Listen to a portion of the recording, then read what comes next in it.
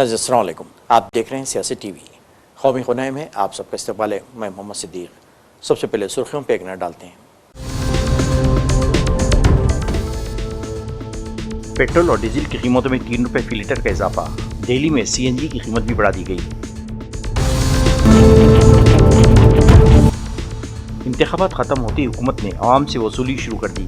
कांग्रेस का रद्देमल, कहा बीजेपी अवाम को मुसलसल धोखा दे रही है।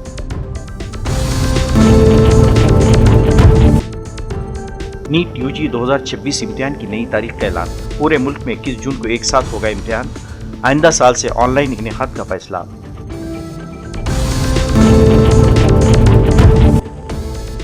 गंगा नदी में इफ्तार पार्टी के दौरान बिरयानी खाने वाले 8 मुलजिमीन को आखिरकार आज जमानत मिल गई।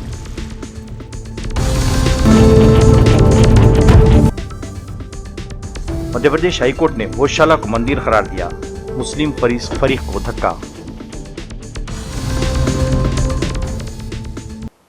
नहीं थी सुर्खियां, अब खबरों की तफसील पेश है। मशरिक़िस्तान में जारी कशीदगी का असर अब हिंदुस्तान पर भी दिखाई दे रहा है।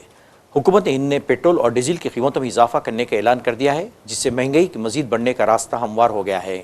पूरे मुल्क में पेट्रोल और डीजल की कीमतों में कम से कम 3 रुपये फी लीटर का इजाफा किया गया है। इस इजाफे के बाद मुल्क की राजधानी दिल्ली में पेट्रोल की कीमत बढ़कर 97 रुपये 77 पैसे फी लीटर पहुँच गई है, जबकि डीजल की कीमत 90 रुपये 77 पैसे फी लीटर हो गई है। दिल्ली वालों पर तो महंगाई का ट्रिपल हमला हुआ है, क्योंकि राजधानी में सीएनजी की कीमत भी 2 रुपये फी किलो बढ़ा दी गई है। मुंबई में भी सीएनजी की कीमत में 2 रुपये का इजाफा किया गया था। थोड़ा बहुत तो असर पड़ता ही है सर। कितने रुपए दाम बढ़े? तीन रुपए के आसपास पड़े। आई थिंक आज ही बढ़े हैं सुबह मेरे ख्याल से। ये सही हो रहा है कल? अब रेट तो सर हर चीज के बढ़ ही रहे हैं। ये बाहर चल रहा है तो उससे जो प्रॉब्लम हो रही है तो ऑल ओवर ही हो रही है, और वो बढ़ना ही है। वो तो हमें भी पता है, आप मतलब प्रिपेयर तो है ही उस चीज के लिए भाई कि किस दिन बढ़ेंगे, ये सोचने वाली बात है, लेकिन बढ़ने जरूरत है, ये तो सबको तो पता है। अब इलेक्शन हो जाए तो बढ़ना ही है। तो ये तो सीएनजी पे दाम बढ़े, इसके बारे में क्या कहना चाहेंगे? हम क्या करेंगे, सरकार की मनमर्जी है, जब मर्जी बढ़ाते रहे। वो तो सरकार की मनमर्जी चल रही है उनसे। आपकी जेब पे क्या असर पड़ेगा? हम लोग के रोटी पानी और रोजगार पे तो असर पड़ेगा। कोई तो किराया बढ़ नहीं रहा ना, जो भी कोई बढ़ा हुआ तो उसमें भी कोई नहीं बढ़ रहा है। पैसे बढ़ रहे, सवारी बढ़ा के पैसा देगी, कोई नहीं देगी। एक तो वैसे ही ओला उबर का रेट कम चल रहा है, रेपिडो का कम चल रहा है, ऑटो में कोई नहीं बैठ रहा है। और हम लोग के बढ़ाएगी तो कोई बैठेगा? इसको छोड़कर गाँव जाना पड़ेगा, दूसरा रोजी रोजगार सोचना पड़ेगा। सीएनजी पे दाम बढ़ेंगे? सीएनजी पे दाम तो दिन पर दिन बढ़े जा रहे हैं। इसके बारे में क्या कहेंगे? हमारा किराया गवर्नमेंट बढ़ा नहीं रही है और सीएनजी बढ़ते जा रही है। सवारी से 5-10 रुपए एक्स्ट्रा मांगो, सवारी चिढ़ जा रही है। मैं क्यों दूं भाई? पेट्रोल पे भी 3 रुपये बढ़ा है, इसके बारे में क्या कहेंगे? पेट्रोल पे तो हमारी है ही नहीं। ये पेट्रोल भी तो बढ़ना नहीं चाहिए ना। पेट्रोल डीजल जो भी है गाड़ी चल रहे हैं तो वो भी खत्म होने वाले हैं। लग रहा है कि स्टॉक खत्म हो रहे हैं। अब मोदी जी कह रहे हैं कि अब कम चलाओ गाड़ी, कम पेट्रोल खर्च करो। क्या इसके बारे में क्या कर सकते हैं? के दाम मोदी साहब ने जैसे बढ़ाया है ना, तो देश का जो इस समय विपत्ति है और देशों से बहुत कम है। और देशों का तो बहुत बुरा हाल है, हमारे देश का तो फिर भी बहुत अच्छा है। इतना हर देशवासियों को साथ देना चाहिए। अगर बढ़ा दिया है तो कोई ना कोई वजह ही होगा। हाँ, एक ये है कि मोदी साहब को ये काम जरूर करना चाहिए कि अगर जिस समय देश के हालात ठीक हो जाए और ये लड़ाई झगड़ा खत्म हो जाए तो उस समय फिर सीएनजी का दाम वहीं पे रखे, क्योंकि हर आदमी परेशान है। ऐसी बात नहीं कि कोई परेशान नहीं है, चाहे बड़ा हो या छोटा हो। बड़े लोगों की तो बात अलग है, उनका तो अलग चल जाता है, लेकिन हम जैसे बंदों का बहुत बुरा हाल होता है। ये तो बहुत ज्यादा हमारी जेब पे फर्क पड़ेगा। डेली का है, डेली भरवाते हैं। अब डेली तो हमारे लिए तो बहुत महंगा पड़ेगा। हम तो सोच रहे सस्ता हो, कुछ हो, ये तो और बढ़ते जा रहे हैं। क्या बताएं, मोदी जी कुछ देखे इस चीज के लिए, कुछ सोचे हैं कि अभी आम आदमी जो है उनकी जेब पे ज्यादा फर्क पड़ रहा है चीज का, तो थोड़ा सोचे उसके लिए, थोड़े जनता के लिए सोचे। हम तो ये चाहते हैं कि ये चीजें ज्यादा ना बढ़े, यहीं तक रहे, ज्यादा ना हो, कम हो। कांग्रेस ने पेट्रोल, डीजल और सीएनजी की कीमतों में इजाफे पर वज़ीर-ए-आज़म मोदी को तनकीद का निशाना बनाते हुए इल्ज़ाम लगाया कि इंतखाबात खत्म होते ही हुकूमत ने अवाम से वसूली शुरू कर दी है। कांग्रेस ने सोशल मीडिया प्लेटफॉर्म एक्स पर जारी एक पोस्ट में नरेंद्र मोदी को महंगाई मैन करार देते हुए कहा, महंगाई मैन मोदी ने आज फिर अवाम को बरसाया है। पेट्रोल और डीजल 3-3 रुपये महंगा कर दिया गया है, जबकि CNG की कीमत में भी 2 रुपये का इजाफा कर दिया गया है। इंतखाबात ख़त्म, मोदी की वसूली शुरू। हुकूमत महंगाई पर काबू पाने में नाकाम रही है और आम लोगों पर मुसलसिल माली बोझ बढ़ाया जा रहा है। मरकजी वज़ीर तालीम धर्मेंद्र प्रधान ने आज नीट UG इम्तिहान से मुताल्लिक़ एक बड़ा ऐलान किया है। इन्होंने कहा कि आइंदा साल से नीट UG इम्तिहान कंप्यूटर पर मबनी फॉर्मेट यानी CBT मोड में मुनक़िद किया जाएगा।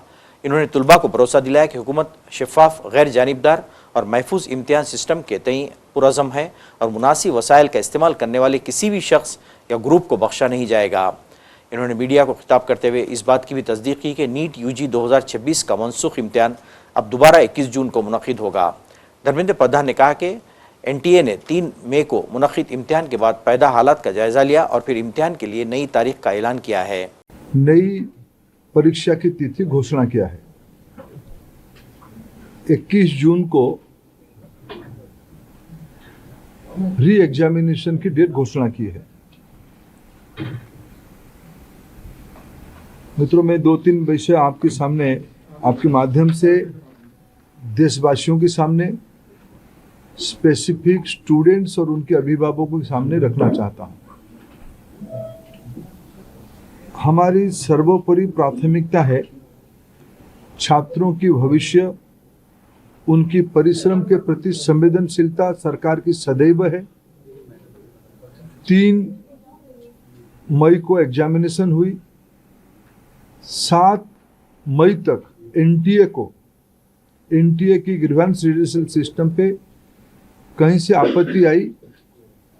गेस्ट पेपर में ऐसे कुछ प्रश्न आए हैं जो इस बार की क्वेश्चन सेट्स में था। तुरंत ही हम लोगों की वहाँ चर्चा हुई। NTA ने और सरकार ने, education department, higher education department ने तुरंत उसको प्रारंभिक थोड़ा इंक्वायरी किया, एजेंसियों को दे दिया, भारत सरकार की एजेंसियों को दे दिया। भारत सरकार एजेंसी संबंधित 2-3 राज्यों के साथ जुड़ा हुआ विषय था। प्रथम दृष्टया में राज्यों की एजेंसियों से संपर्क किया और 12 तारीख तक, यानी 8 को सुबह प्रक्रिया एक प्रकार से 7 रात को शुरू हुई, 8 को ही शुरू हुई। 8, 9, 10, 11 3-4 दिन में जब हमको स्पष्टता हुई, हम कंफर्म हुए हैं कि इस बार गेस्ट पेपर की आड़ पे क्वेश्चंस बाहर गया है। हम 12 तारीख को छात्रों के हितों में, हम नहीं चाहते थे कोई गलत कैंडिडेट एजुकेशन माफियाओं के षड्यंत्र से कोई भी सही छात्र की अधिकार वंचित हो जाए। इसीलिए हम बड़ी जिम्मेवारी के साथ, हमने कहा था हम 0 टॉलरेंस की अप्रोच में चलते हैं। हमने पिछले बार जो विसंगति आई उसमें जो हमने राधाकृष्णन कमेटी गठन हुई थी, पिछले 25 और 26 दोनों साल हमने राधाकृष्णन कमेटी को शब्दशः इम्प्लीमेंट किया। उसके बावजूद भी ये दुर्घटना हुई। इसलिए हमने पहला हमारे निर्णय हुआ कि हम परीक्षा को इस बार रद्द करते हैं। हमने 12 तारीख को परीक्षा को रद्द किया। स्वाभाविक देश में और विशेष करके स्टूडेंट्स में उसको लेके 2 प्रकार के मत आए। हम दोनों प्रकार के मतों को स्वीकार करते हैं। हम अपना दायित्व उसको मानते हैं, उसको कैसे समाधान की रास्ता निकाले। और आज हमने 15, हमने आज नई तिथि के साथ आ रहे हैं। लगभग आज से 1 महीने से थोड़ा 1-2 दिन के बाद नई परीक्षा होगी। 4 यूरोपीय ममालिक के दौरे से कबल जुमे के रोज़ मुख्तसर दौरे पर यहाँ पहुँचे वज़ीर-ए-आज़म मोदी का मुत्तहिदा अरब इमारत के सदर शेख मोहम्मद बिन जायद अल नहयान ने हवाई अड्डे पर गर्मजोशी से इस्तकबाल किया। मिस्टर मोदी का बादअज़ा रिवायती खैर मकदम किया गया। इसके बाद दोनों ममालिक के दरमियान वफूद की सतह पर बातचीत शुरू हुई। वफूद की सतह की बातचीत के बाद वज़ीर-ए-आज़म का सदर आल नहयान के साथ अलहदा से मुलाकात का भी प्रोग्राम है। मिस्टर मोदी आज सुबह मुत्तहिदा अरब इमारत के लिए रवाना हुए थे। अबूधाबी से उनका आज शाम ही नीदरलैंड जाने का प्रोग्राम है। ब्रिक्स इजलास 2026 के दूसरे दिन वज़ीर ख़ारजा डॉक्टर एस जयशंकर ने आलमी निज़ाम में बड़े पैमाने पर इस्लाहात की ज़रूरत पर जोर देते हुए कहा कि बदलती दुनिया में इस्लाहात अब पसंद का मामला नहीं बल्कि वक्त की अहम ज़रूरत है। इन्होंने कहा कि मौजूदा आलमी इदारे आज के तकाज़ों और चैलेंजेस के मुताबिक ख़ुद को ढालने में नाकाम रहे हैं, जिसके बाद आलमी हुक्मरानी और कसीर फ़रीक़ी निज़ाम पर सवालात उठ रहे हैं। मध्य प्रदेश के धार वाक़े तारीखी भोजशाला तनाज़े पर मध्य प्रदेश हाई कोर्ट ने जुमे को ऐसा फैसला सुनाया जिसने मुस्लिम फरीक को शदीद धक्का पहुंचाया है। अदालत ने भोजशाला को मंदिर करार दिया और साथ ही हिंदू फरीक को पूजा करने का हक भी दे दिया। ये हिंदू फरीक की बहुत बड़ी जीत तस्वूर की जा रही है। अदालत ने कहा कि हमने अखज़ किया है, इस जगह पर हिंदुओं की पूजा कभी ख़त्म नहीं हुई है। ये फैसला आज हाई कोर्ट के इंदौर बेंच ने सुनाया। अदालत के सामने ख़ास तौर से ये सवाल था कि क्या एक हिंदू मंदिर है या फिर मुस्लिम मस्जिद है। हाई कोर्ट ने कहा कि हमने ASI के दस्तावेज़ात रिपोर्ट पर गौर किया और इसूल पर भी कि आसार क़दीमा एक साइंस है। हमने ASI के नताइज पर भरोसा करते हुए अदालत के मुताबिक एक महफूज इमारत है, ये बिल्कुल वाज़ेह है। मामला हर समात के दौरान अदालत ने मुस्लिम फरीक के लिए ये बात ज़रूर कही कि वो मस्जिद की ज़मीन के लिए दरख्वास्त कर सकता है। देखिए आज भोजशाला के केस में माननीय देखिए आज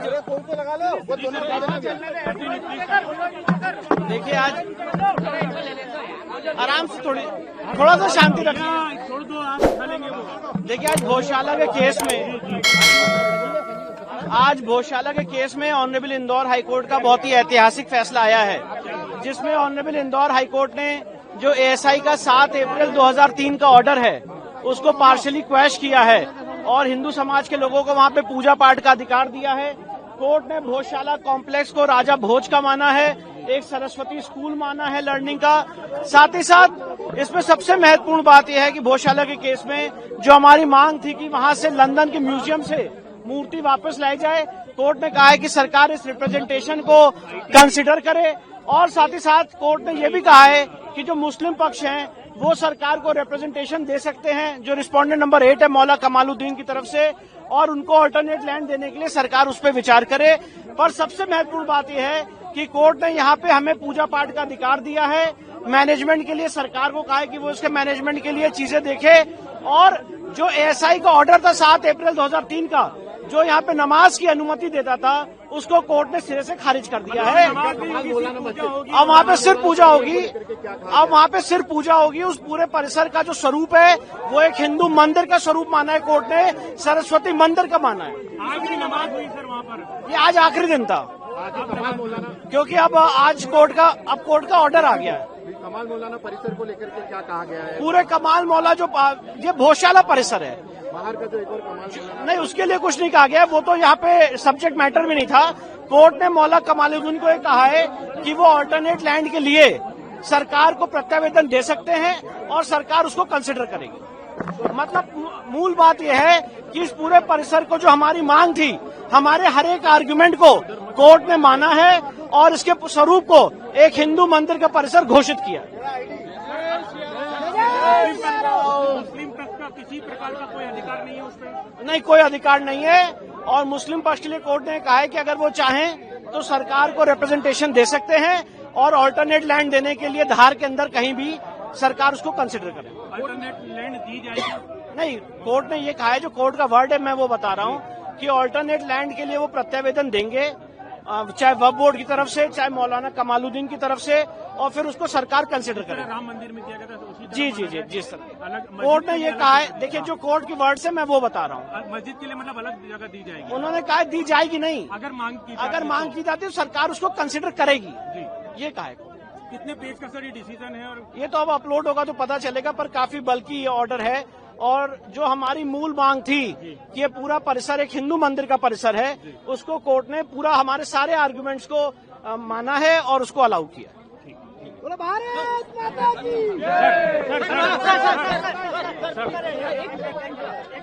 सर आराम से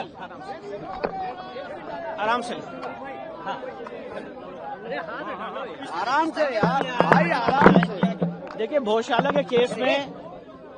के केस में आज माननीय इंदौर हाईकोर्ट का बहुत ही अहम और ऐतिहासिक फैसला आया है।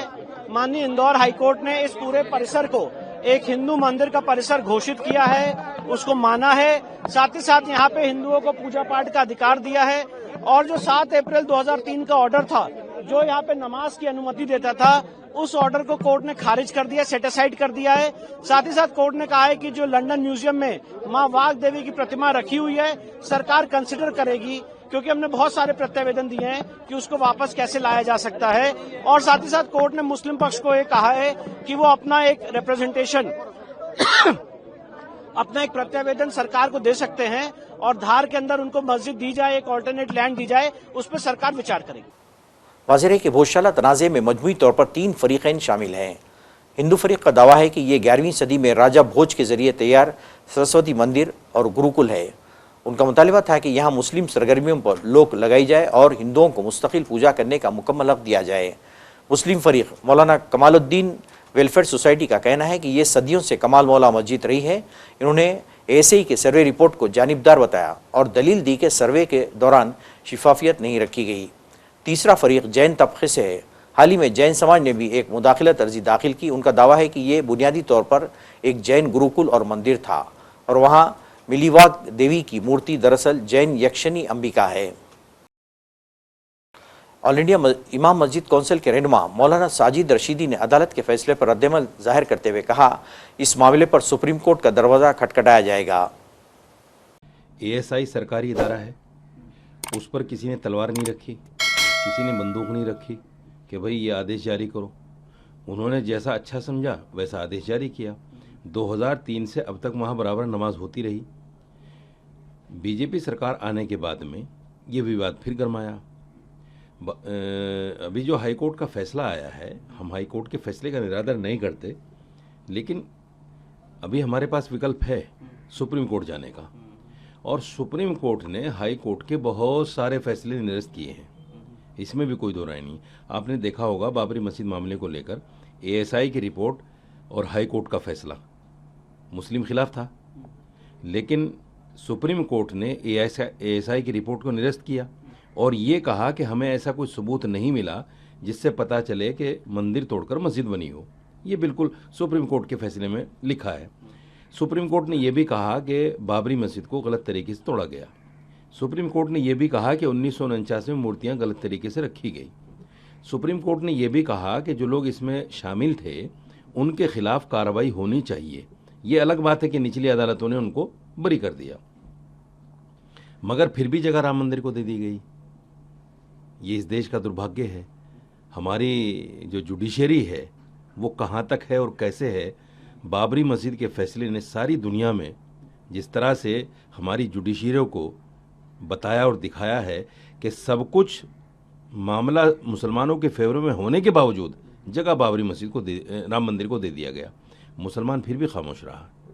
मुसलमान ने कोई धरना प्रदर्शन नहीं किया, कोई उस पर आपत्तिजनक बयान किसी ने नहीं दिया। हमने कोर्ट का सम्मान किया। हाँ, इतना ज़रूर है कि कोर्ट ने जो जगह दी थी हमें, उसके अल्टरनेट हमने उसको स्वीकार नहीं किया। आज भी वो जो की तो पड़ी हुई है, कोई उसको लेने को तैयार नहीं है। अगर हमारे यहाँ कोई ऐसा प्रावधान होता कि जहाँ मस्जिद है उसको एक बार तोड़ दो, उसकी जगह कहीं और ले लो, तो हम ले लेते उस जगह को। हमारे यहाँ प्रावधान है ही नहीं। हमारी आस्था के मुताबिक तो वो मस्जिद जहाँ थी है और रहेगी। आस्था इसलिए कह रहा हूँ क्योंकि सुप्रीम कोर्ट ने खुद इस बात को माना है कि मंदिर तोड़ के मस्जिद नहीं बनी, तो इसका मतलब वो जगह सेफ जगह थी मस्जिद के लिए और सेफ जगह पर मस्जिद बनी और फिर उसको नाजायज़ तरीके से तोड़ा गया और जगह मंदिर को दे दी गई। और मैं ये भी क्लियर करता हूँ कि जहाँ बाबरी मस्जिद थी वहाँ मंदिर नहीं बना। मंदिर वहाँ बना जो 67 एकड़ ज़मीन नरसिम्हा राव के टाइम में एक्वायर कर ली गई थी, उस जगह पर मंदिर बना है। ये भी एक बहुत बड़ा खुलासा मैं कई बार टीवी पर कर चुका हूँ, लेकिन लोग इस पर ध्यान नहीं देते। वो जगह आज भी खाली है। अगर सरकार चाहती वहाँ मंदिर भी बन सकता था, वहाँ मस्जिद भी बन सकती थी, लेकिन सरकार नहीं चाहती क्योंकि उसका अपना वोट का मसला है। दूसरी बात, अभी जो लोग इसको अपनी जीत मान रहे हैं, जीत नहीं मानना चाहिए। ठीक है, एक निचली अदालत का फैसला है, अपर कोर्ट जाएंगे, अपर कोर्ट जो भी तय करेगा। मैं मुसलमानों से एक अपील और करना चाहता हूँ, इसमें भावुक होने की ज़रूरत नहीं है, इसमें अग्रेसिव भी होने की ज़रूरत नहीं है। जैसे हमने बाबरी मस्जिद की लड़ाई को लड़ा है खुलूस के साथ, ईमानदारी के साथ, प्रेम के साथ, हम इसी तरह ये लड़ाई भी लड़ना चाहते हैं। अगर कोर्ट की हमारे देश की अदालत ये कह देती है कि तुम्हारा अधिकार यहाँ भी नहीं है, तो हम उसको भी मानेंगे, क्योंकि इसके अलावा हमारे पास कोई अल्टरनेट है भी नहीं, कोई रास्ता भी नहीं है। मैंने पहले ही क्लियर किया ना कि अगर वैकल्पिक भूमि का कोई रास्ता होता हमारी आस्था में तो हम बाबरी मस्जिद वाली ज़मीन को ले लेते। हमने उस ज़मीन को इसीलिए नहीं लिया क्योंकि वैकल्पिक रास्ता है ही नहीं हमारे यहाँ कि एक मस्जिद की जगह को दूसरी जगह के लिए हम ले लें कि भाई चलो यहाँ नहीं यहाँ बन जाएगी। हमारे यहाँ आस्था में है नहीं ऐसा, क्योंकि हम देखिए मुस्लिम इस्लाम के अंदर एक बहुत बड़ी बात यह है कि वो सिर्फ़ एक अल्लाह की पूजा करते हैं और मस्जिदें नमाज़ पढ़ने की जगह हैं, हमारी आस्था का केंद्र है, आस्था का केंद्र है। अगर ऐसा कुछ इस्लाम में होता कि भाई मस्जिद ना भी हो तब भी चलो कोई बात नहीं, चल जाएगा। हाँ, ये ज़रूर है कि आप नमाज कहीं भी पढ़ सकते हैं, घर में भी पढ़ सकते हैं, कहीं और भी पढ़ सकते हैं, लेकिन मस्जिदें हैं नमाज़ पढ़ने के लिए। तो उस विकल्प को हम कैसे, आस्था के उस विकल्प को कैसे बदल दें और कैसे सरकार से मांग कर लें कि साहब जो है आप हमें दूसरी जगह दे दो, सवाल ही पैदा नहीं। हम आखिर तक लड़ाई लड़ेंगे। सुप्रीम कोर्ट भी अगर कह देगा कि ये जगह भोजशाला की है, कोई बात नहीं, हमने जैसे बाबरी मस्जिद को सहा है हम इसको भी सहेंगे। इलाहाबाद हाईकोर्ट ने मार्च 2026 में वाराणसी में वाक़े गंगा नदी में कश्ती पर नॉनवेज पार्टी करने और कचरा नदी में फेंकने के मामले में गिरफ्तार 8 मुलजिमीन की जमानत अर्जी मंजूर कर ली है। जस्टिस राजीव लोचन शुक्ला और जस्टिस जतेंद्र कुमार सिन्हा की डिवीजनल बेंच ने दानिश सैफी, आमिर कैफी और नूरुल इस्लाम समेत 8 अर्जी दहिंदगान को ये राहत दी। मीडिया रिपोर्ट्स के मुताबिक सोशल मीडिया पर फॉलोअर्स बढ़ाने के मकसद से मुलजिमीन ने इसी घाट से नमू घाट के दरमियान चलती हुई कश्ती पर इफ्तार पार्टी की थी। बीजेपी यूथ विंग के सरबराह रिजित जायसवाल ने 16 मार्च को वाराणसी में वाक़े कोतवाली थाने में उनके खिलाफ शिकायत दर्ज कराई थी। बादशाह पुलिस ने मजहबी जज्बात मजरू करने और नदी आलूदा करने के इल्ज़ाम में मजमूई तौर पर 14 लोगों को गिरफ्तार किया था। अदालत ने उनमें से 8 मुलजिमीन को जमानत तो दे दी, लेकिन बकिया 6 दीगर मुलजिमीन की किस्मत का फैसला 18 मई को होने वाली अगली समाअत पर होगा। नाज़रीन, आखिर में सुर्खियों पे एक और नज़र। पेट्रोल और डीजल की कीमतों में 3 रुपये फी लीटर का इजाफा। दिल्ली में सीएनजी की कीमत भी बढ़ा दी गई। इंतखाबात खत्म होते ही हुकूमत ने अवाम से वसूली शुरू कर दी। कांग्रेस का रद्देमल, कहा बीजेपी अवाम को मुसलसल धोखा दे रही है।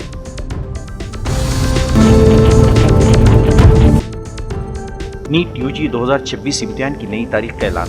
पूरे मुल्क में 21 जून को एक साथ होगा इम्तिहान। आइंदा साल से ऑनलाइन इनेकाद का फैसला।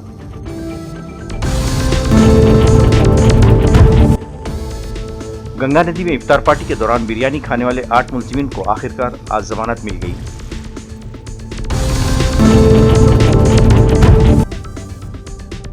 मध्य प्रदेश हाईकोर्ट ने भोजशाला को मंदिर करार दिया। मुस्लिम फरीक को धक्का। नाज़रीन, इसके साथ ही कौमी खबरनामा खत्म होता है। मुझे और सारी सियासत की टीम को इजाज़त दें। अल्लाह हाफ़िज़।